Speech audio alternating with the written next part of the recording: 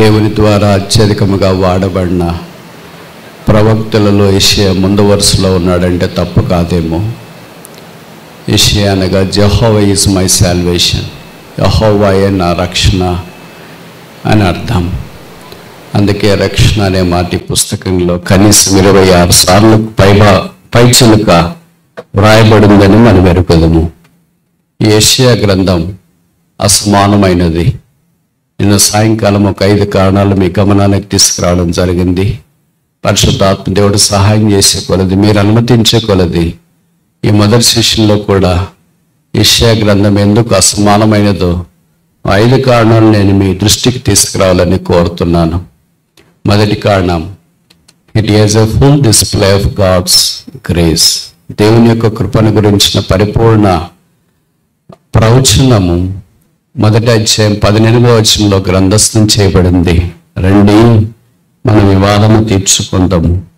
దేవుడు మానవుని ఆహ్వానిస్తున్నాడు కనుక దేవుని ఆహ్వానము సార్వత్రికమైనది. దేని కొరకు ఆహ్వానిస్తున్నాడు? మీ పాపంలో రక్తం వలె ఎర్రనివైనను, హిమం వలె తెల్లవగను, కెంపు వలె ఎర్రనివైనను, గొర్రెబొచ్చు వలె తెల్లనివగను.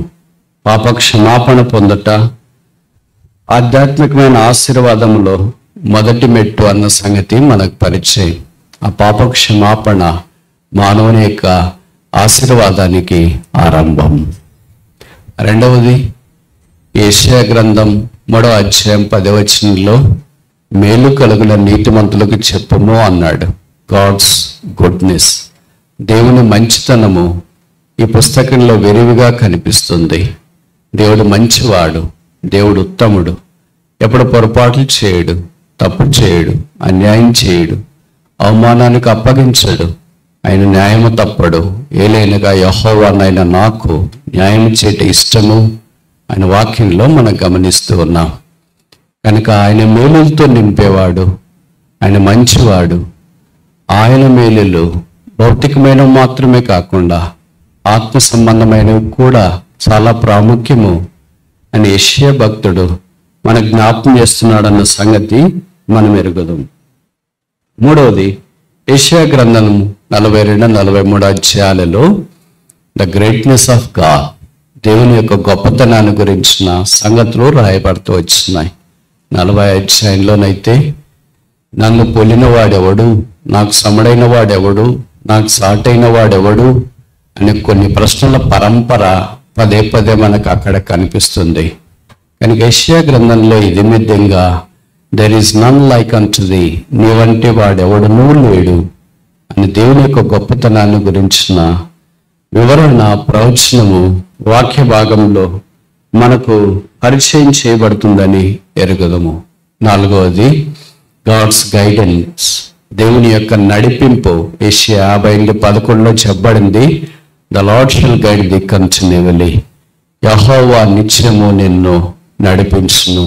చాలా సందర్భాలలో మనం ఎలాగ నడవాలో తెలియదు. ఒకవేళ నడిచిన చీకట్లో నడుస్తాం, ఒకవేళ నడిచిన విశాల మార్గంలో నడుస్తాం, ఒకవేళ నడిచిన కాని మార్గంలో నడుస్తాం, ఒకవేళ మనం నడిచిన మనకిష్టమైన మార్గంలో నడుస్తాం. అంతెందుకు, మన యాకోబుని గురించి చెప్పబడింది కదా, ఆయన కూడా దేవునికి చాలా ప్రియమైన వాడు అయినప్పటికీ, యాకోబు దేవుడు అనే దేవుడు ఆయన పేరుతో తను ఐక్యపరచుకోవటానికి ఇష్టపడినప్పటికీ ఆయన కూడా సొంత మార్గంలో వెళ్ళినట్లు వాక్యంలో చూస్తున్నాం. మీరు అనుమతిస్తే ఆదికాండంలో ఆ ప్రస్తావన జ్ఞాపకం చేయబడిన సంగతి ఒక్కసారి చూడటానికి ప్రయత్నం చేస్తాం. 32వ అధ్యాయం, జెనసిస్ చాప్టర్ 32 verse 1 and 2. ఆదికాండం 32వ అధ్యాయము 1-2 వచనాలు. Genesis chapter 32 verse 1 and verse 2.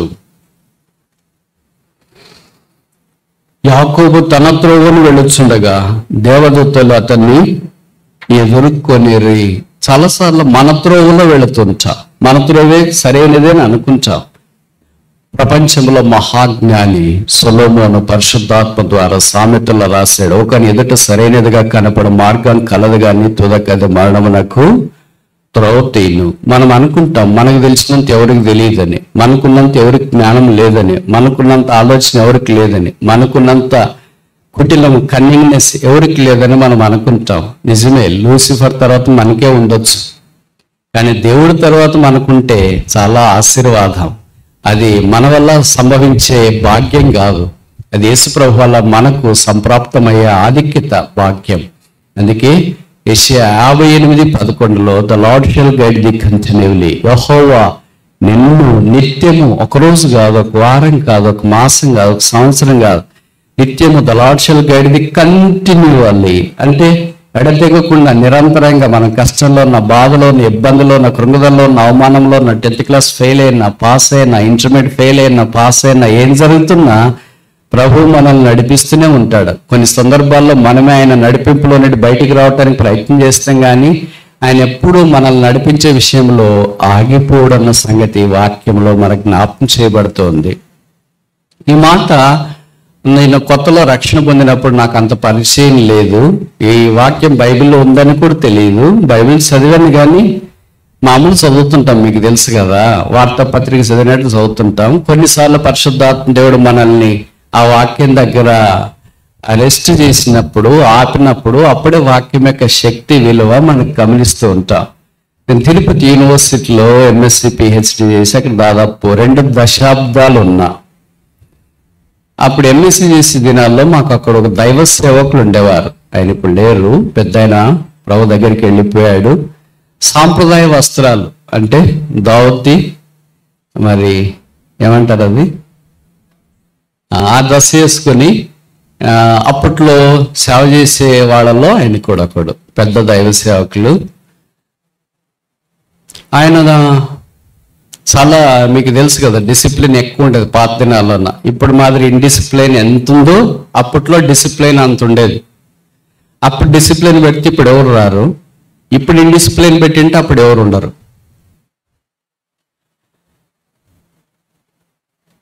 MSc చేసే దినాల్లో మందిరానికి క్రమంగా వెళుతుండేవాడిని.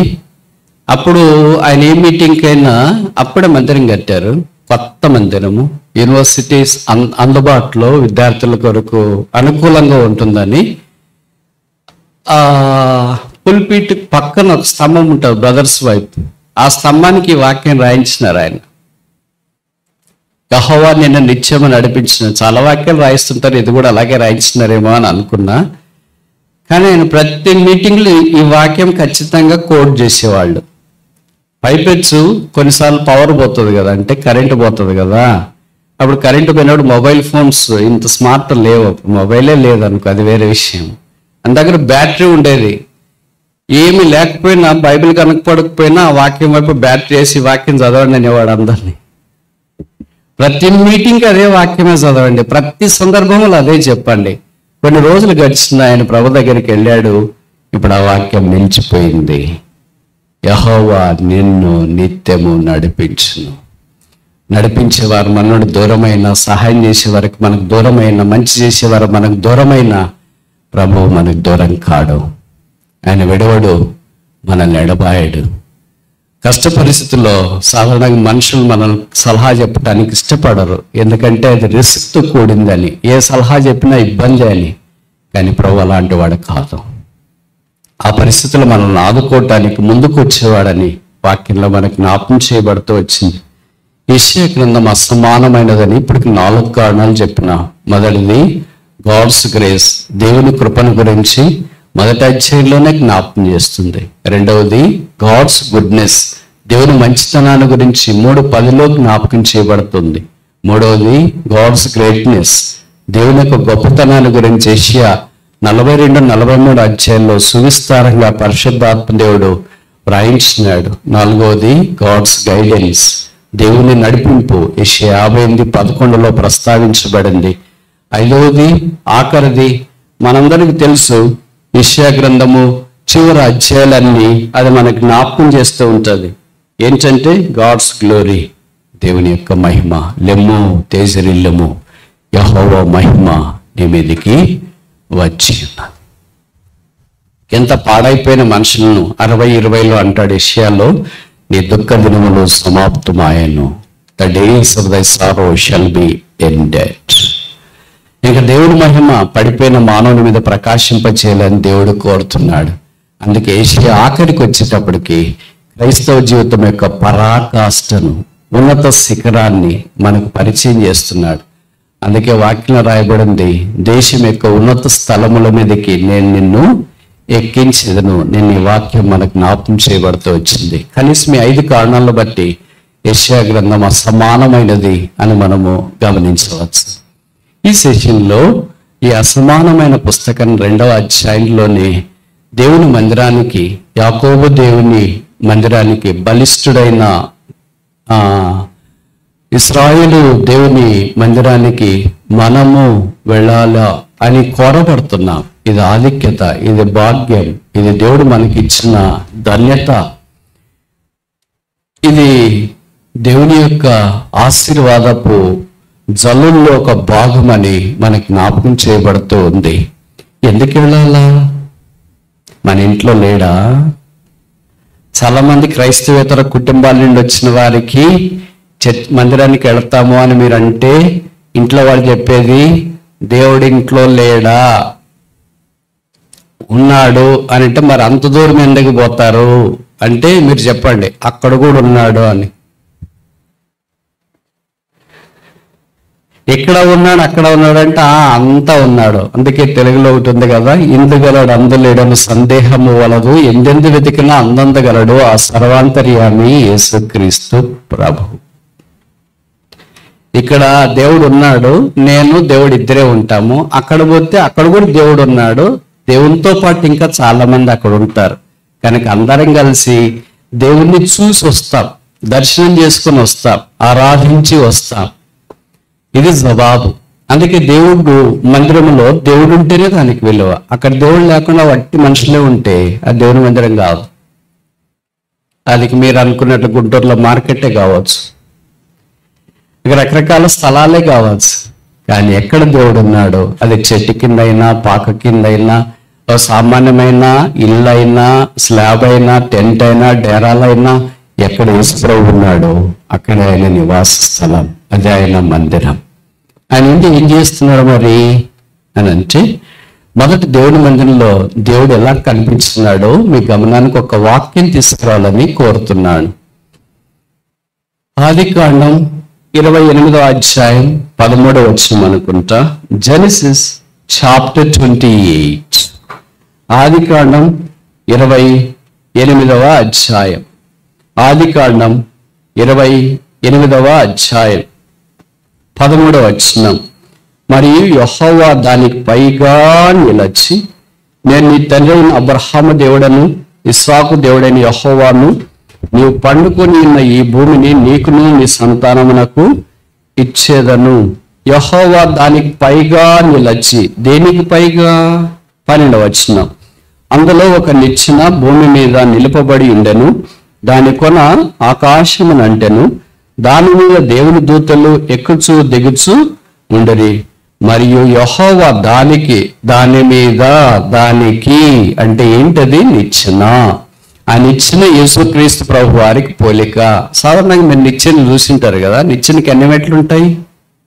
10, 12 అలాగా సరిసంఖ్య ఉంటుంది. బేసి సంఖ్య ఉండే నిచ్చెనలో సాధారణంగా ఉండదు. దానికి పెద్ద కారణాలు ఉన్నాయనుకో, ఇప్పుడు చెప్పము. మరి ఈ నిచ్చెన మీ ఇంటికి వేసేది ఒక 12 మెట్లు, 14, 16, 18 అలాగ ఉంటేనే చాలా పెద్ద నిచ్చెన అండి, వాళ్ళకి చాలా పెద్ద ఇల్లు అండి, పెద్ద మేడండి అంటాం. మరి దేవుని ఇల్లు ఎంత పెద్దది? ఈ నిచ్చెనకి ఎన్ని మెట్లు ఉంటాయి? లెక్కింపలేనన్ని మెట్లు. ఎందుకంటే ఎత్తు లెక్కించలేం కదా. భూమి మీద నుండి ఆకాశానికి, పరలోకానికి ఎత్తు ఎంత ఎవరికి తెలుసు?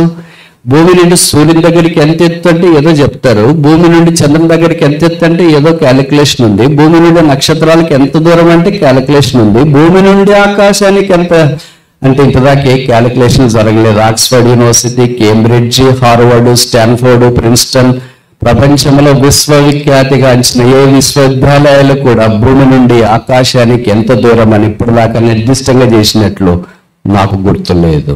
అక్కడ ఆసీనుడయ్యాడు మన దేవుడు. బైబిల్లో రాయబడింది, అక్కడ ఆయన నిలిచి. ఈ స్టూడ్ దేర్, ఈ స్టాండింగ్ దేర్, ఆయన నిలిచున్నాడు. ఆయన కూర్చున్న ఆశీర్వాదం, యేసు ప్రభు నిలిచిన ఆశీర్వాదం, యేసు ప్రభు మాట్లాడిన ఆశీర్వాదం, యేసు ప్రభు మౌనంగా ఉన్న ఆశీర్వాదం, యేసు ప్రభు నడిచిన ఆశీర్వాదం, యేసు ప్రభు తాకిన ఆశీర్వాదం, యేసు ప్రభు నీడబడిన ఆశీర్వాదం, యేసు క్రీస్తు ప్రభువే ఆశీర్వాదమునకు కర్త. మనం కూర్చుంటే పక్కన వేరే వాళ్ళు కూర్చోలేరు, మనం మాట్లాడితే వేరే వాళ్ళు వినలేరు, మనం నడిస్తే వేరే వాళ్ళు దూరంగా జరిగి వెళ్ళటానికి ప్రయత్నం చేస్తాం. మన గురించి ఎంత తక్కువ చెప్తే అంత మంచిది అనుకుంటా. కానీ మన యేసుక్రీస్తు ప్రభువుల వారు అలాంటి వాడు కాదు, ఆయన నిలబడేవాడు. నిలబడితే ఏం జరిగింది మీరు అనుమతిస్తే, యోహాను భక్తుని యొక్క వైఖరి ప్రకారం పరిశుద్ధాత్మ దేవుడు యేసుక్రీస్తు ప్రభు వారు నిలబడినప్పుడు జరిగిన ఒక 5 సంగతులు మీ గమనానికి నేను తీసుకురావాలని కోరుతున్నాను. మొదటిది, యోహాను సువార్త, gospel according to John chapter 7, John chapter 7 verse 37. యోహాను సువార్త 7వ అధ్యాయం 37వ వచనం. John chapter 7 verse 37. యోహాను సువార్త 7:37. ఆ పండుగలో మహాదినమైన అంత్యదినమైన యేసు నిలచి, ఈ మాట మీరు ఆలకించాలి, జీసస్ స్టూడ్, ఆయన నిలిస్తే ఆశీర్వాదం ఏంటది? ఎవడైనను దప్పికొన్న ఎడల నా యొద్దకు వచ్చి దప్పి తీర్చుకొనవలెను, నా యందు విశ్వాసం ఉంచు వాడు ఎవడో లేఖనము చెప్పినట్లు వాని కడుపులో నుండి జీవజల నదులు పారునని బిగ్గరగా చెప్పాను. యేసుక్రీస్తు ప్రభువారు ఇక్కడ నిలిచున్నాడు మనం చూస్తున్నాం. అందుకనే రండి నా యొద్దకు రండి, నా యొద్దకు రండి. లోకం ఏం చేస్తుందంటే మా యొద్దకు రావద్దు రావద్దు రావద్దు. The world says don't come don't come, Jesus says come అంటుంది. యేసుప్రభు అంటున్నాడు నా యొద్దకు రండి. అదే లోకానికి యేసుప్రభుకున్న సంఘర్షణ, పోరాటం అది. అందుకే యేసుప్రభు అన్నాడు యోహాను సువార్త 17వ అధ్యాయంలో, లోకము నన్ను ద్వేషించింది, the world has hated me, so likewise it hates you too. నన్ను లోకం ద్వేషించింది కనుక మిమ్మల్ని కూడా లోకం ద్వేషిస్తుంది, మీరు నా యందు నిలిచిన వారైతే. అదే ఇప్పుడు లోకం మన పక్షాన్ని చేస్తున్న కార్యక్రమం. అయితే ప్రభుకు స్తోత్రాలు. ఈ లోకాన్ని ఆయన జయించున్నాడు. Be of good cheer, I have overcome the world. యేసుప్రభు సెలవిస్తున్నాడు, మీరు ధైర్యం తెచ్చుకుని నేను లోకమును జయించున్నానని వాక్యంలో ప్రస్తావించబడింది. పండుగ దినాన్ని యేసుక్రీస్తు ప్రభు వారు నిలిచి కేకలేశాడు. పండుగ రోజు కేకలేసి ఎవరైనా పట్టించుకుంటారండి? ఎవరి పనుల మీద వాళ్ళు ఉంటారు. పండుగ రోజు ఏం మాట్లాడుకుంటారు? ఏం బట్టలు తెచ్చుకున్నారు, ఏ బంధువులు వచ్చినారు, ఏం పిండి వంటలు చేసినారు. ఇంకా గుంటూరు జిల్లాలోనైతే పిండి వంటలు ప్రసిద్ధి కదా. జంతికలు చేశారా, జల్లెళ్ళు చేశారా, ఏమేమో చాలా పేర్లు ఉన్నాయి కదా. అవన్నీ ఏం చేశారని మాట్లాడుకుంటున్నారు. యేసు ప్రభు అది మాట్లాడట్లేదు. పండుగ అంటే మీ ఇంట్లో ఏం చేశారు, మీరు ఏం బట్టలు తెచ్చుకున్నారు, మీ బంధువులు ఎవరు వచ్చినారు, అది మాట్లాడట్లేదు యేసు ప్రభు వారు. ఎవడైనా నువ్వు దప్పిగా నీడలు నా దగ్గర రండి, నేను మీ దప్పికి తీరుస్తా. మీ కడుపులో నుండి లేఖనం చెప్పినట్లు జీవజల నదులు, నది కాదు, ఏకవచనం కాదు, బహువచనం, నదులు, ఎండిపోయే నదులు కాదు. కొన్ని నదులు తాత్కాలికంగా వర్షం ఉన్నప్పుడే ప్రవహిస్తాయి, కృష్ణా, గోదావరి ఇలాంటివి. అయితే కొన్ని నదులు ఉంటాయి, ప్రాణ నదులు లేదా పెరినియల్ రివర్స్ అంటారు. అవి ఎప్పుడూ ప్రవహిస్తూ ఉంటాయి. అంటే వేసవికాలం ప్రవాహం తక్కువ ఉండొచ్చు, వర్షకాలం వాటి యొక్క ప్రవాహము ఎక్కువ ఉండొచ్చు. వాటిని ఏమంటారంటే జీవ నదులు అని అంటారు. అలాంటివి చాలా అరుదుగా ఉంటాయి. సీజనల్ రివర్స్ అంటే వర్షకాలంలో మాత్రమే ప్రవహించిన నదులు కొన్ని ఉంటాయి. ఇప్పుడు ప్రశ్న ఏంటంటే, యేసుప్రభు వారు మనల్ని ఒక పాత్రగా మాత్రమే చేయలేదు, ఒక బావిగా మాత్రమే చేయలేదు, ఒక ఊటగా మాత్రమే చేయలేదు, మనల్ని ఆధ్యాత్మికంగా నదులుగా చేశాడు. Every believer is a source of reverse. ప్రతి విశ్వాస, యేసునందు విశ్వాసం ఉంచిన ప్రతి వ్యక్తి నదుల యొక్క ఆవిర్భావన. ఒక్క నది కాదు, 2 నదులు కాదు, 3 నదులు కాదు, అది బహువచనం. 2 తర్వాత ఇంకెన్నైనా కావచ్చు. ఇప్పుడు నదులైన విశ్వాసులు ఇక్కడ ఉన్నారా? లేదా బావి పాత్ర పట్టుకున్న వాళ్ళు విశ్వాసులు ఇక్కడ ఉన్నారా? సాధారణంగా విశ్వాసులు 3 రకాలు కదా. ఆత్మీయంగా రక్షణ పొందిన వారు. మొదటి రకం ఏంటంటే, ఎప్పుడు కీర్తనల్లో మనం చూస్తుంటాం కదా, సమయార్థబాటుని బట్టి ఇప్పుడు ఆ వచనం చూపించట్లేదు. ఆరాధన చేసేటప్పుడు ఆదివారము, ప్రభువా నేను నీకేమి చెల్లించగలను ఆయన, అన్నీ ఉన్నాయి కదా, చెల్లించవచ్చు కదా. డబ్బులు ఉన్నాయి, వజ్ర వైడూర్య మరకత మాణిక నీళ్ళ కెంపుల పచ్చలన్నీ ఉన్నాయి. కానీ వ్యవహారిక భాష ఏంటంటే, ఏం చెల్లించగలం ప్రభువా, ఏమి లేని వాడిని. ఎవరు చెప్పారు ఏమి లేదని? అదొక అబద్ధం. ఎన్ని అబద్ధాలు ఆడతారో ఆదివారం రోజు. సైతాడు అనుకుంటాడు, భలే ఆరాధన చేస్తున్నాడు, కరెక్ట్ నావలే చేస్తున్నాను, నువ్వు కూడా ఏమి లేదనే చేస్తున్నావు కదా, ఏమి లేదా. అందుకని వాళ్ళు చెప్తారు, రక్షణ పాత్ర చేతబట్టుకొని, పాత్ర కప్ ఆఫ్ సాల్వేషన్. కప్ అంటే ఒక పాత్ర మీకు తెలుసు కదా, టీ కాఫీ ఇచ్చే కప్పు. ఎంత పడుతుంది అది? మన భారతదేశంలో అయితే చిన్న కప్పులు ఉంటాయి, పాశ్చాత్య దేశాల్లో పెద్ద కప్పులు ఉంటాయి, సగం లీటర్ ఉంటుంది ఒక్కొక్క కప్పు. అది దాంట్లో మనకి టీ ఇస్తే మనకు అనుకుంటుందో వాంతి వస్తుంది, ఇదంతా తాగేలాగా అనిపిస్తుంది. ఎంతైనా కప్పే కదా అది, అంటే ఒక పాత్రే కదా. రక్షణ కొంతమంది పాత్రలు ఉంటాయి. పాత్రలు నీళ్ళు అంటే చలికాలం అయితే ఒక రోజుకు ఉపయోగపడవచ్చు, వేసవికాలం అయితే ఒక్క పూటకే అయిపోతాయి కదా. మరి ఒక విశ్వాసం పూటకి అయిపోయేవాడన్నా ఇంకెక్కువ కాలం ఉండదు. ఆయన రక్షణ, ఆయన సంతోషం, ఆయన ఆనందం, ఆయన దైవికంగా ముందుకు సాగిపోయేది అంతేనా? ఇంకా ముందుకు ఏముందంటే రెండవ దశ ఏంటంటే, యేసుప్రభువు వారు యోహాను సువార్త 4వ అధ్యాయంలో చెప్పాడు, ఎవడైనా తప్పుకుంటే నా దగ్గర రండి, నేను జీవజల ఊటను, ఫౌంటైన్ ఆఫ్ లైఫ్. ఊట కప్ అంటే ఎంత ఉంటుంది? కొద్దిగా ఉంటుంది. ఊట అంటే ఎంత ఉంటుంది? ఇంకా పెద్దగా ఉంటుంది. ఈ ఊటికి పాత్రకి మధ్యలో ఊట ఉంటుంది. ఏంటంటే అది యెషయా గ్రంథం 12వ అధ్యాయంలో రాయబడింది, రక్షణాధారమైన బావులు, వెల్స్ ఆఫ్ సాల్వేషన్. బావి అంటే ఊరికి ఒక బావి ఉంది అనుకోండి, ఆ ఊరందరి యొక్క దాహం తీర్చడానికి ఉపయోగపడుతుంది.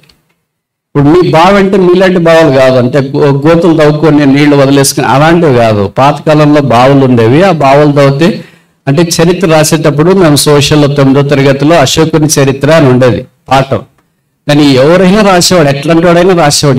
ఏం రాసినా అంటే ఏముంది, అన్ని అశోకుడి చెట్లు నాటించను, చెరువులు కట్టించను, బావులు తవ్వించను, రోడ్లు వేయించినవి రాసేదే కదా.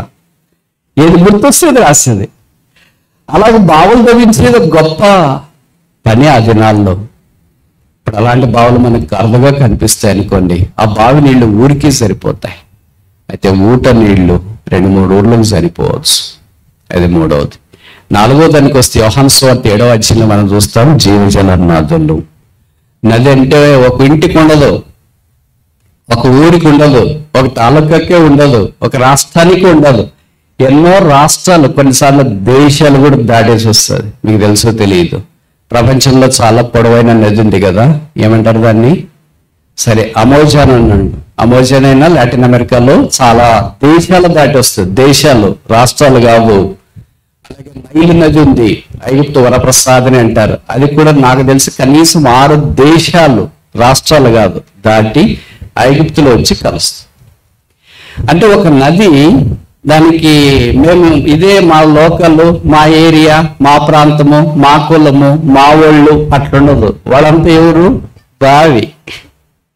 మా ఊరు బావి, ఇక్కడికి రావద్దు, ఇక్కడ రాగొద్దు, ఈ నీళ్ళు మీకు ఇయ్యము, ఇవి మావే. వాళ్ళంతా ఎవరంటే బావుల దగ్గర ఉన్నారు. నది అనుభవంలోనికి వచ్చేవాళ్ళు ఏంటంటే, ఇప్పుడు గోదావరి మహారాష్ట్రలో నాసిక్లో పుడుతుంది. అది పుట్టి ప్రవహించి మహారాష్ట్రం దాటి తెలంగాణకు వచ్చి, తెలంగాణను దాటి ఆంధ్రాకి వచ్చి, ఆంధ్ర దాటిపోయి రాజమండ్రిలో నుండి నది నాం సాగరోగతి బంగాళాఖాతంలో కలుస్తుంది.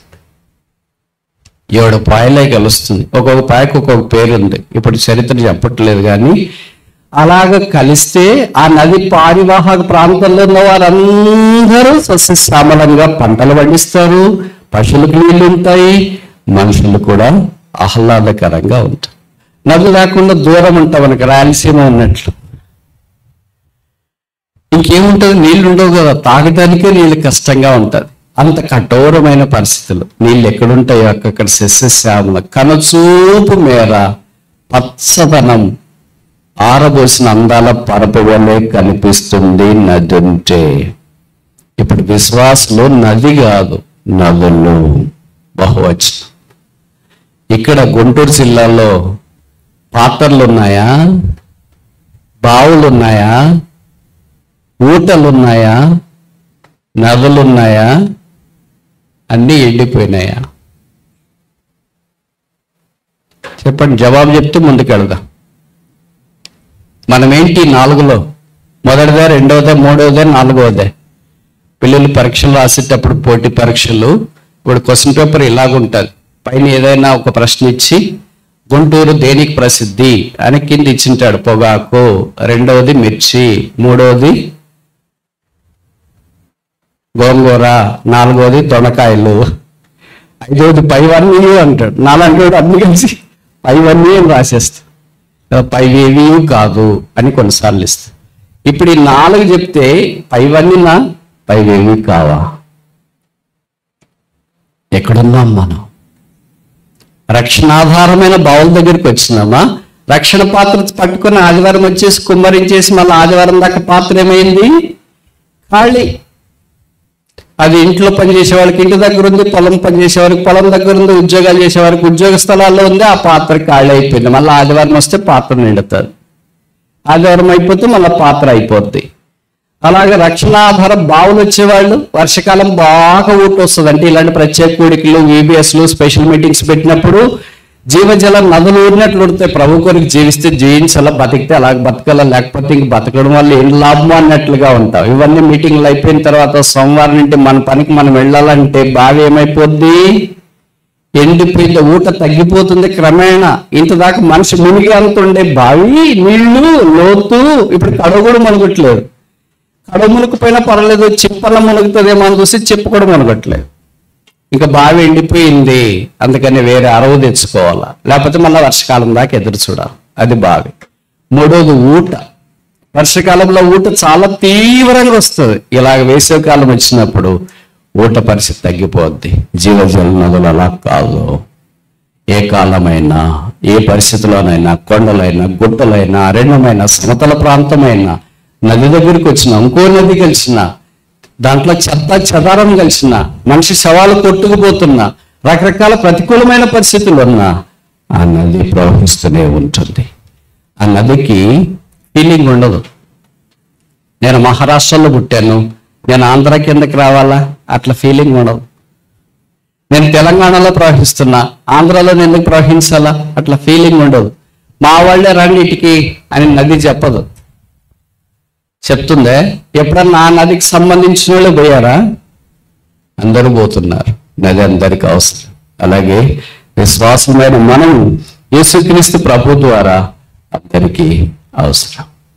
కనుక మొదటిది, యేసు ప్రభు నిల్చున్నాడు. ఆయన మనల్ని పాత్ర నుండి బావిగా చేయాలని కోరుతున్నాడు, బావి నుండి ఊటగా చేయాలని కోరుతున్నాడు, ఊట నుండి నదులుగా ప్రవహించేటట్టు చేయాలని. అందుకే ఆయన శిలువ మీద వేలాడదీయబడి ఆయన ప్రక్క తెరవబడింది, రక్తము నది వలె ప్రవహిస్తుంది. పాటలు పాడమంటే భలే పాడతాం, నది వలె సమాధానం అని పాడతాం, నీ రక్తము నది వలె ప్రవహిస్తుందని పాడతాం. వాస్తవమైన జీవితాల్లోనికి వచ్చినప్పుడు నదీ ప్రవాహ అనుభవం కొరవట్ట చాలా విషాదకరమైన సంగతి. కనుక దేవుని జనమా, యాకోబు దేవుని ప్రజలారా, ఆయన మందిరావరణంలోనికి మనం ప్రవేశించే మొదటి కారణం ఏంటంటే ఆయన మందిరంలో నిల్చున్నాడు. మొదట ఏం చేస్తున్నాడంటే కాలింగ్ us, మనల్ని ఆయన పిలుస్తున్నాడు. రండి రండి రండి, మీ కడుపులో నుండి జీవజల నదులు ప్రవహించేటట్లు నేను చేస్తా. ప్రభువా, నా కడుపు, నా హృదయం, నేను పాడైపోయాను, పాత్ర మాత్రమే ఉంది, నాలో ఊటలు రావా? ఊటలు మాత్రమే ఉన్నాయి, నాలో జీవజల నదులు రావా? నది ఒక ఊరికే కాదు, ఒక రాష్ట్రానికే కాదు, దేశాలకు ఉపయోగపడుతుంది. అది ఓ క్రైస్తవుడా నీ పిలుపది, ఓ క్రైస్తవుడా నీ ఆశీర్వాదం అది, ఓ క్రైస్తవుడా నీ గొప్పతనం అది. ఇప్పుడు ఒక చిన్న పొడుపు కథ చెప్తా, మీరు దానికి జవాబు చెప్పండి, మీరు ఖచ్చితంగా తెలుస్తారు. నేను దేశం వదిలేసి వచ్చినాను, ఒక దేశం అయ్యాను, నా పేరేంటి? ఇంకోసారి చెప్పాలా? ఎందుకు ఇవన్నీ చెప్తున్నానంటే మీరు నిద్రపోతారేమో అని. నేను దేశం విడిచి వచ్చాను, ఒక దేశం అయ్యాను, నా పేరేంటి? నా పేరు అబ్రహాం. అబ్రహాము దేశం విడిచిపెట్టి వచ్చాడు. ప్రభు అన్నాడు ఆదికాండం 12వ అధ్యాయంలో, నీ దేశం, నీ బంధువులు, నీకు సంబంధించిన వారందరినీ విడిచిపో. ఎక్కడికి వెళ్ళమంటావు? ప్రభు, నేను చూపించే స్థలానికి వెళ్ళు. మరి నన్నేం చేస్తావు? దేశం అవుతా. ఇదిగో ఈ పాలు తేనెలు ప్రవహించే దేశం నేను నీకు చూపిస్తా. అది భూమి, దాంట్లో నీళ్లు బారవు, కానీ పారేవాడిని మనుషులకు ఆరోగ్యం కలిగిస్తుంది. ఆ పారే వాటి పేరేంటి? అర్థమైందా నేను చెప్పిన మాట? కొద్దిగా మనసు ఇక్కడ పెట్టండి. నేను ఒక దేశం, నాలో నీళ్లు పారవు, కానీ పారేవన్నీ మనుషునికి ఆశీర్వాదం. నా పేర్లేంటి? ఇందాక చెప్పే జవాబు పాలు తేనెలు. అవి నీళ్లు కాదు, ప్రవహిస్తూనే ఉంటాయి. దాని ద్వారా మనుషునికి ఆశీర్వాదం ఉంది, బలం ఉంది, క్షేమం ఉంది, భద్రత ఉంది. దేవుడు అలాంటి స్థలంలోనికి అబ్రహాము, ఇస్సాకు, యాకోబులను తోడుకొని వచ్చినాడు. అందుకే అబ్రహాంతో చేసిన వాగ్దానం దేవుడు 430 సంవత్సరాలకు జ్ఞాపకం చేసుకుని ఇశ్రాయేలు మోషే ఆజ్ఞను అనుసరించి ఐగుప్తులో నుండి బయలుదేరి వారు కనానులో ప్రవేశించినట్లుగా దేవుడు చేశాడు. ఒక్క మనిషి దేశం విడిస్తే దేశమైతాడో. అర్థమవుతుందా? నేను అడవిలో పుట్టాను, అడవిలో పెరిగాను, అందరి ఎదుట అసమానమైన ఆశ్చర్యకార్యాలు చేశాను. నా పేరేంటి? ఏం బ్రదర్ వాక్యం వినాలని వస్తే ప్రశ్నలే వేస్తున్నాను. మీ బైబిల్లో ప్రశ్నలు మీరు ఆలోచించడానికి ఇండైరెక్ట్గా వేస్తున్నాం. ఏమైనా ప్రయత్నం చేస్తారా? చేయరా? ఇంకోసారి చెప్పాలా ప్రశ్న? కొంతమంది అడుగు ప్రశ్న ఇంకోసారి ఎప్పుడు అడుగుతామంటే జవాబు రానప్పుడు.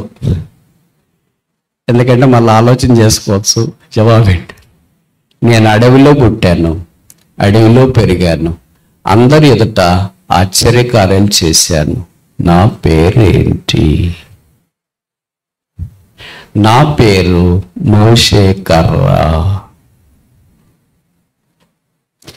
అడవిలో పుట్టాడు, అడవిలో పెరిగాడు, మోషే చేతిలోకి వచ్చాడు. దేవుడు ఆ కర్రను మోషే దేవుడు ఆజ్ఞాపించినట్లుగా మోషే వాడుకున్నాడు. ఆ కర్ర ద్వారా అందరి ఎదుట అద్భుతాలు జరిగినాయి. అది మోషే అన్నాడు, దేవుని కర్ర అన్నాడు. దేవుడు అన్నాడు కాదు, మోషే కర్ర. దేవుడేమో ఆ క్రెడిట్ని మోషేకి ఆపాదిస్తున్నాడు, మోషేమో ఆ క్రెడిట్ని దేవుడికి ఆపాదిస్తున్నాడు. అది దైవ లక్షణాలు. మనం ఏం చేస్తామంటే వేరే వారి క్రెడిట్ కూడా మనమే చేస్తాం. బ్రదర్ మీటింగ్లంతా ప్రభు చేసినాడు కదా, ప్రభు క్రెడిట్ ఉండదు, అంత మనమే క్రెడిట్ తీసుకుంటాం. ప్రభు అలాంటి వాడిని తీసుకున్నావే ఏమని. మోషే దైవికమైన వాడు, దైవ ఆలోచనలు కలిగిన వాడు, అందుకే దైవ కార్యక్రమాల్లో ముందుకెళ్ళిన వాడు. రెండవది చూస్తామా, ప్రభు వారు నిలువబడి ఆయన మందిరావరణంలో చేస్తున్న రెండవ పని 20వ అధ్యాయం యోహాను సువార్త, John chapter 20 verse 21. యోహాను సువార్త 20వ అధ్యాయము 21వ వచనం. యోహాను సువార్త 20వ అధ్యాయము 21వ వచనం. John chapter 21 verse 20-21. 20వ అధ్యాయం 21. యేసు మరలా మీకు సమాధానం కలుగునుగాక. పై వచనంలో మనం చూస్తే 19. ఆదివారం సాయంకాలమున శిష్యులు యూదులకు భయపడి తాము కూడి ఉన్న ఇంటి తలుపులు మూసుకుని ఉండగా యేసు వచ్చి మధ్యను నిలచి మీకు సమాధానము కలుగును గాక. కంఫర్టింగ్ వర్డ్స్, ఆదరించే మాటలు. ప్రభు నిలిస్తే మన మాదిరి కాని మాటలు మాట్లాడు, ఆయన ఆదరించే మాటలు. మనకు తెలుసు కదా ఈ సంగతి. యేసు ప్రభు శిష్యులు యేసుక్రీస్తు ప్రభు సమాధి ఖాళీగా ఉందని గుర్తించిన తర్వాత ఆదివారం సాయంకాలం ఎక్కడికి వెళ్ళాలో పాలపోక, పండగ దినాలు కదా, మనుషులు దొంగిగా వస్తారు, పొరపాటున ఎవడని మనం గుర్తిస్తే మన మీద దాడి చేసే అవకాశం ఉందని అంతా ఒక గదిలో చేరి తలుపులు వేసుకుని ఉంటే యేసు ప్రభు వారు పండగలో ఉన్న వాళ్ళ దగ్గరికి వెళ్ళలేదు, అటు ఇటు సంచరిస్తున్న వాళ్ళ దగ్గరికి వెళ్ళలేదు, కేకలేస్తున్న వాళ్ళ దగ్గరికి వెళ్ళలేదు. ఈ భయపడే ప్రాణాలు అరిచేతిలో పట్టుకున్న దాదాపు 10 మంది శిష్యుల దగ్గరికి యేసు ప్రభు వచ్చినట్లు వాక్యంలో మనం చూస్తున్నాము. వచ్చేమన్నాడు, ఏంటి మీరు ఇంత భయపడుతున్నారు? ఇంత భయం ఉండేవాళ్ళు అంటే అసలు నేను మిమ్మల్ని పిలిచిండేవాడినే కాదు. చేపలు పట్టేవాడికి ఏంటో భయము, సముద్రమే నిన్ను చూసి భయపడుతుంది, మీరేంటి భయపడి మనుషులను చూసి లోపలికి వచ్చేసారు అని యేసు ప్రభు చెప్పట్లేదు. చీకట్లోనే మీరు వృత్తి పని చేసుకునేవాళ్ళు, అంటే చేపలు పట్టే చీకట్లోనే కదా.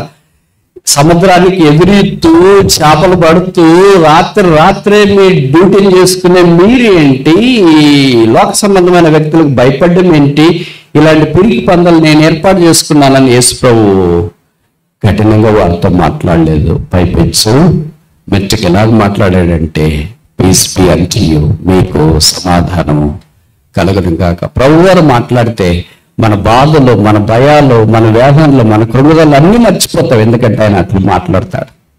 మనం మాట్లాడితే వేరే వాళ్ళతోనా మనం మర్చిపోయిన బాధలు కూడా గుర్తొస్తాయి, మన వేదనలు కూడా గుర్తొస్తాయి, మన కష్టాలు కూడా గుర్తొస్తాయి. అప్పుడు మనం ఏం చెప్తామంటే, ఇప్పుడు దాకా మర్చిపోయమండి, అవి మీరు వచ్చిన తర్వాత జ్ఞాపకం వస్తున్నాయని. అప్పుడు జ్ఞాపకం చేసుకోవాలక్క, అది కాదు జ్ఞాపకం చేసుకో. ప్రభు మనకు ఆదరిస్తుంది. సమాధానం కలుగును గాక. Peace be unto you. ప్రభు ఎక్కడుంటే అక్కడ సమాధానం. ఆయన పేరే సమాధానకర్త, ఆయనే సమాధాన అధిపతి. అందుకే దేవుని మందిరానికి ఎందుకు వస్తున్నామంటే, రెండో కాడు దేవుని మందిరంలో ఆయన నిలిచున్నాడు కనుక చేరవచ్చిన మన మధ్యలోనికి ఆయనకు వచ్చి మనల్ని ఆదరించే మాటలు చెప్తాడు. మీకు సమాధానం కలుగును గాక.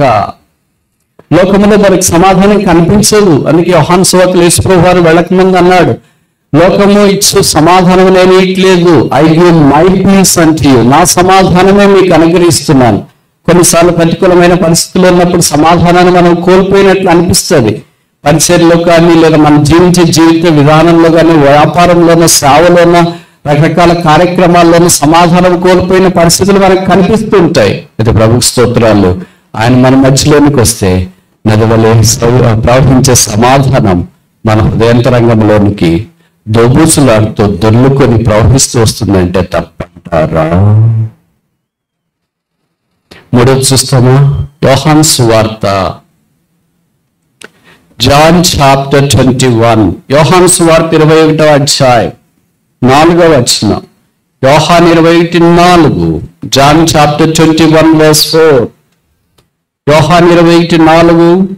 సూర్యోదయం అగుచుండగా యేసు ధరిని నిలిచెను అనే మాటను గురించి మనం జ్ఞాపకం చేసుకుంటూ ఉన్నాం. యేసు ప్రభువారు ఆదికాండం 28వ అధ్యాయం ప్రకారము మొదట దేవుని మందిరం అని పేరు పెట్టబడిన బేతేలులో నిచ్చెనకు పైగా నిలిచి ఉన్నాడు. కనుక ఆయన నిలిస్తే ఏం జరుగుతుంది అని చాలా సంగతులు బైబిల్లో రాశారు. సమయాన్ని బట్టి మనం అన్ని చూసుకోలేం కనుక పరిశుద్ధాత్మ దేవుడు యోహాను భక్తుల ద్వారా జ్ఞాపకం చేసిన కొన్నిట్లో ఒక 5 మనం ఏర్కొట్టడానికి ఆరంభించిన. మొదటిది ఆయన నిలిస్తే కాలింగ్, పిలుపు ఉంది. రెండవది ఆయన నిలిస్తే కంఫర్ట్, ఆదరణ ఉంది. మూడవది ఆయన నిలిస్తే ఇక్కడ రాయబడుతూ వచ్చింది డివైన్ కేర్, దైవిక పట్టింపు ఉంది. మనకు తెలుసు కదా, దాదాపు 7 మంది శిష్యులు యేసుప్రభు వారు తిరిగి లేచి వారికి కనబడిన తర్వాత వారు 8 రోజులకు వారి పనుల్లో చేరిపోయారు. కొంతమంది చేపలు పట్టడంలో సిద్ధహస్తులు కనుక వాళ్ళు చేపలు పట్టడానికి వెళ్ళారు. వాళ్ళతో పాటు కొంతమందిని తీసుకెళ్తారు కదా. ఎప్పుడు మనం పొరపాటు చేయాలంటే ఒకళ్ళే చేయం విశ్వాసులు, వేరే వాళ్ళని కూడా తీసుకెళ్తుంటాం. మంచి చేయాలంటే వేరే వాళ్ళని తీసుకుని రాం కానీ, మందిరికి రావాలంటే వేరే వాళ్ళని తీసుకురాం కానీ, మందిరం మానేయాలంటే మనం ఎంతమందినైనా మానేయించగలం. తీసుకురావాలంటే మనం రావడమే చాలా కష్టంగా ఉంటుంది. అది సాధారణంగా మానవ సహజం. ఇక్కడ శిష్యుల యొక్క పరిస్థితి కూడా అదే. చేపలు పట్టేవాళ్ళకి నాకు తెలిసి ఒక 4 ఉన్నారు. వాళ్ళు ఇంకా మిగతా 3 కూడా తోడేసుకున్నారు. అందరు కలిసి చేపలు పట్టడానికి వెళ్ళారు. రాత్రంతా ప్రయాసపడ్డారు. ఒక్క చేప కూడా వారికి దొరకలేదు. వారి చేపలు పట్టడంలో వారికి కంటే మించిన వాళ్ళు ఆ ప్రాంతంలో లేరు. గల్లేల్లో, ఆ గల్లే సముద్రంలో ఎక్కడ చేపలు దొరుకుతాయి, ఏ కాలం దొరుకుతాయి, ఎలాంటి సందర్భాల్లో దొరుకుతాయి, ఆ చేపలు ఎలాగ మనం పట్టాలా అంత నైపుణ్యత కలిగిన వారు. జియోస్పేషియల్ టెక్నిక్స్ కంటే మించిన టెక్నిక్స్ వారి దగ్గర ఉన్నాయి. ఇంకా మీరు అర్థమయ్యేటట్లు చెప్పాలంటే మీలో కొంతమంది బీటెక్ స్టూడెంట్స్, లోకంతో టచ్ ఉన్న వాళ్ళకి పరిచయం ఉంటుంది. వాళ్ళ దగ్గరే ఏఐ అండ్ ఎంఎల్ ఉంది, అంటే artificial intelligence and machine learning. అంత నిష్ఠాగరిష్ఠులైన వారు రాత్రంతా పట్టారు. Not even a single dead fish was there in their nets. వారి వలలో చనిపోయిన ఒక్క చేప కూడా లేదు. నాచు లేదు, పీచు లేదు, గడ్డి లేదు. సముద్ర గడ్డి లేకుండా వాళ్ళంతా ఖాళీగా ఉంది. వారికి బాధ వేసింది. తెల్లవారుతుంది, సముద్ర తీరం దగ్గరికి వచ్చినారు. మనలాంటి వాళ్ళు చేపలు పట్టలేకపోయేమేంటి? జీవితంలో బహుశా ఇదేనేమో మొదటిసారి మనకి చేపలు దొరకపోవడం అని అనుకున్నారేమో. అంతకుముందు లూకాసు వార్త 5వ అధ్యాయంలో పేతురుకు కూడా చేపలు దొరకలేదని మనకు పరిచయము. ఇక్కడికి వచ్చిన తర్వాత ఈ చేపలు దొరకకుండా వారు తనతో పాటు ఇంకా కొంతమంది అక్కడ ఉన్నట్లు వాక్యంలో మనం చూస్తున్నా.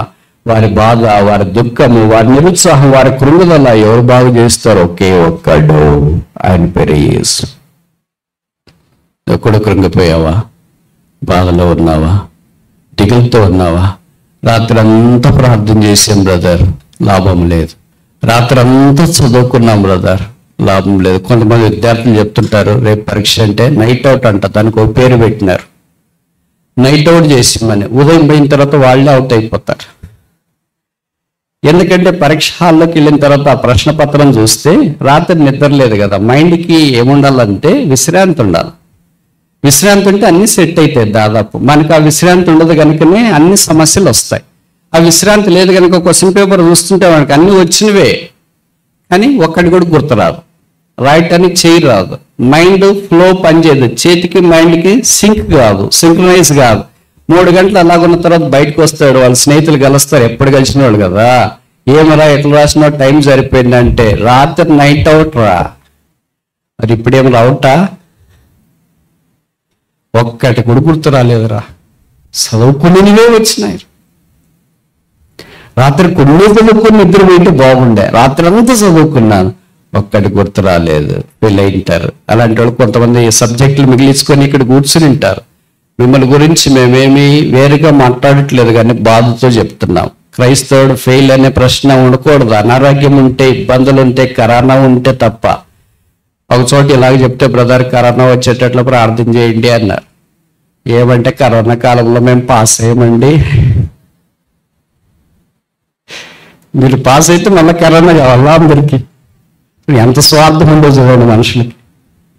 అప్పుడైతే రాయకపోయినా పాస్ చేసినారేమో, ఊరికి అటెంప్ట్ చేసినా పాస్ చేశారు, నంబర్ వేసినా పాస్ చేసినారేమో, ఎందుకంటే కరోనా వచ్చిందని. ఎప్పుడు అలాగే కావాలనుకుంటారు, అటు కోవడదు. యేసు ప్రభు అనేది విశ్వాసం ఉంచిన తర్వాత బైబిల్లో రాయబడింది, వారు తలగా ఉంటారు, పైవారిగా ఉంటారు. బైబిల్లో రాయబడింది thou shalt be head. ఆడదాకా రాసి వదిలేలే, నువ్వు తల ఉంటావు అని రాసి వదిలేలే. ఏం రాశారంటే thou shalt not be tail, నువ్వు తోకగా ఉండవు. That is the word of God, that is the power of God. దేవుని వాక్యం యొక్క శక్తి అది. మనం తోకగా ఉండము, మనం పాదాలుగా ఉండము, మనం తలగా ఉంటాము, మనం పైవారిగా ఉంటాము. అదే బైబిల్లో వాగ్దానం 2వ 28వ అధ్యాయంలో మనం చూస్తున్నాం. కనుక ఈ శిష్యులు రాత్రంతా ప్రయాసపడ్డారు, ఏమీ వారికి దొరకలేదు. ఈ దినాన ఇక్కడ కూడా నువ్వు అలాగొచ్చినావా? ఎవరైనా భారం ఉండే వాళ్ళని గురించి చెప్తున్నా. భారం లేకుండా అందరూ వదిలేసే వాళ్ళకి ఇదేం లాభం లేదు. భారం ఉండి చాలా ప్రయాసపడుతున్నాం బ్రదర్, సేవ అని, ప్రార్థన అని, సువార్త అని, ఆత్మలు రావట్లేదు, మందిరంలో ఉన్నోళ్ళే బయటికి వెళ్ళిపోతున్నారు అని బాధ ఉందా? చేపలు రావట్లేదా వాళ్ళలోకి? ఎంతో కాలంగా అంతమందే, 10 మందే, 20 మందే, 30 మందే, 40 మందే. మనం ఎవరినన్నా అడిగా, మనకి ఏం బ్రదర్, ఎప్పుడు 10 ఏళ్ల క్రితమే 40 మంది అన్నారు, ఇప్పుడు కూడా 40 మంది అంటే, అవును బ్రదర్ అంటే, ఏంటి మీరు పరిచయం చేయట్లేదంటే, చేస్తున్నాను బ్రదర్. మరి ఏం చేస్తున్నారు? పెరగలేదంటే, తక్కువ కూడా చూసుకుంటున్నాను బ్రదర్ అన్నాడు ఒక ఆయన. అది కూడా పరిచయం, తక్కువ కూడా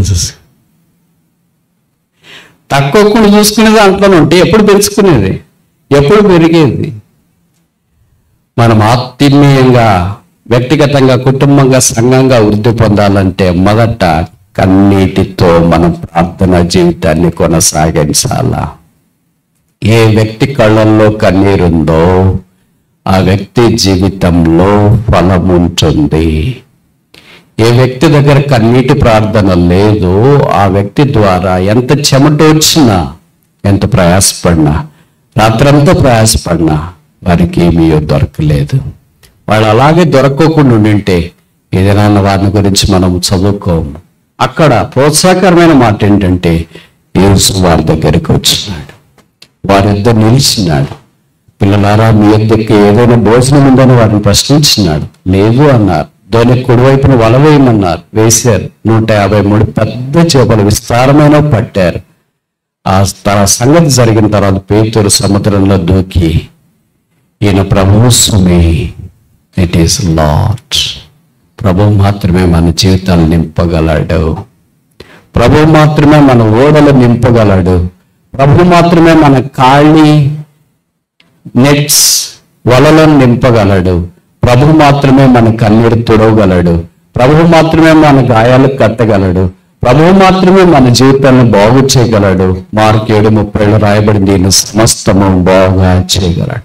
ఎవరు మన దగ్గర నిల్చున్న, అక్క నిల్చున్న, అన్న నిల్చున్న, తమ్ముడు నిల్చున్న, చావక నిల్చున్న, విశ్వాసం నిల్చున్న, పెద్దలు సంఘం కాపర్లు ఉపదేశకులు అందరూ నిల్చున్న ప్రభు మన దగ్గర నిలబడకపోతే దానివల్ల ఏం ప్రయోజనం ఉండదు.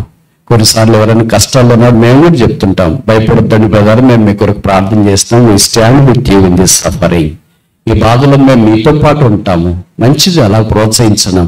అయితే ప్రభువు మన దగ్గర ఉంటే అది ఆశీర్వాదం తీసుకొని వస్తుంది. ఈ మధ్యాహ్నం మన ధోనిలు ఖాళీగా అయిపోయాయా? మన హృదయాలు ఖాళీగా అయిపోయాయా? మన హృదయాలు ప్రభుకు స్థానం లేకుండా అయిపోయాయా? మన ఇంట్లో, మన కుటుంబంలో అన్నీ ఖాళీ. రాత్రంతా ప్రయాసపడ్డాం, ఏమీ పట్టలేదు. అయితే మనకు ఒక నిరీక్షణ, ప్రభు మనతో నిలవాలని కోరుతున్నాడు. ఆ యేసు ఆదినాన్న సూర్యోదయం అగుచుండగా వారి దగ్గర నిలబడకుండా ఉంటే వారికి అపోస్తల కార్యాల్లో కనిపించేది కాదు. ఆ సముద్ర తీరాన దాదాపు 200 దోణులు ఉంటాయంట. 200 దోణులు అంటే ఒక్కొక్క దోణిలో కనీసం 2 ఉంటే 200 దోణుల్లో కనీసం 400-500 మంది ఉంటారు. వారందరినీ విడిచిపెట్టి ఈ 7 మంది దగ్గరికి యేసుప్రభు వచ్చిన. గుంటూరు జిల్లా విశాలమైంది. అందరినీ విడిచి మన దగ్గరికి ఆ యేసు వస్తున్నాడు. మనతో నిలబడాలని కోరుతున్నాడు. నాలో ఏం చూసి వచ్చావు ప్రభువా? భక్తి లేదు, ఆత్మీయత లేదు, విధేయత లేదు, తగ్గింపు లేదు, దీనత్వం లేదు, సాత్వికం లేదు, ప్రేమ అంతకంటే లేదు, విశ్వాసం అసలే లేదు కదా. ఏం చూసి వచ్చావు? ఏం చూసి వచ్చాడంటే ఆయన రక్తాన్ని చూసి వచ్చాడు. ఏం చూసి వచ్చాడంటే ఆయన పేరు మనలో ఉంది, దాన్ని చూసి వచ్చాడు.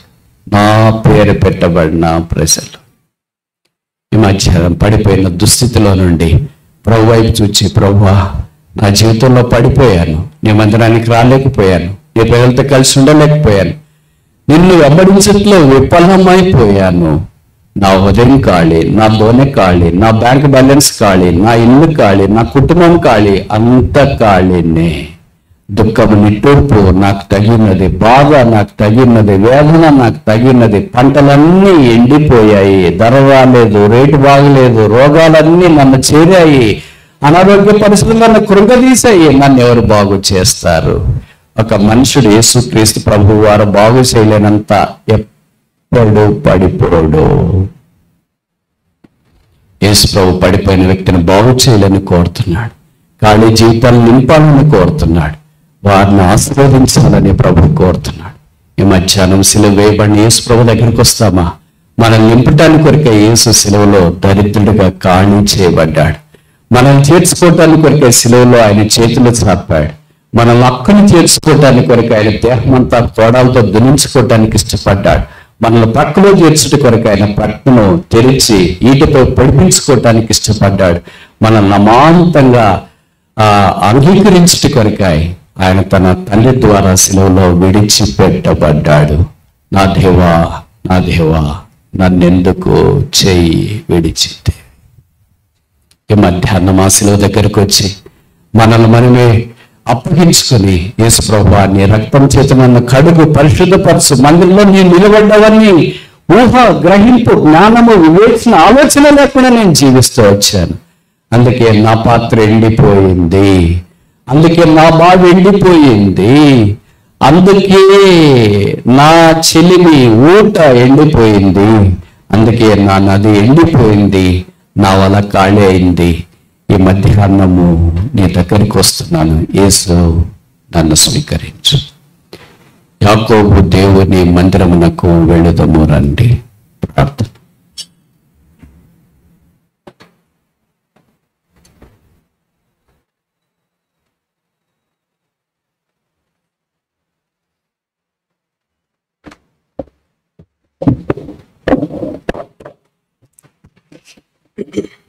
ప్రార్థన చేసుకుందాం. మోకరించండి. యనమదల దైవ సేవకుడు